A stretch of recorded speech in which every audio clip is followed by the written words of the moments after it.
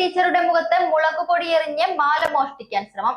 ലക്കിടി പേരൂർ പഞ്ചായത്തിലെ പഴയ ലക്കിടി 14 നമ്പർ അംഗൻവാടിയിലാണ് മോഷണ ശ്രമം ഉണ്ടായത്. അംഗനവാടി ടീച്ചറായ കൃഷ്ണകുമാരിയുടെ കഴുത്തിലുണ്ടായിരുന്ന 3.5 പവനോളം തൂക്കം വരുന്ന സ്വർണ്ണമാലയാണ് മോഷ്ടാവ് കവരാൻ ശ്രമിച്ചത്.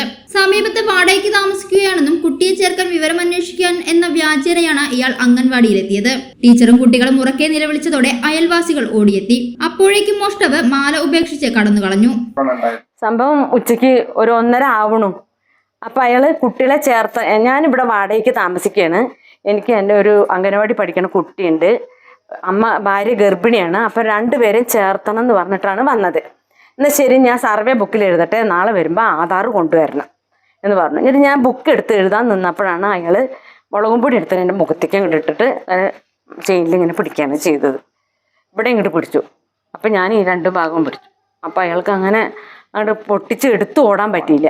പിന്നെ ഞാൻ കളയെന്ന് പറഞ്ഞ് ഉറക്കെ പറഞ്ഞപ്പോൾ ഈ പരിസരത്തുള്ളവരൊക്കെ കൂടി അയാൾ അങ്ങനെ ഓടിപ്പോയി.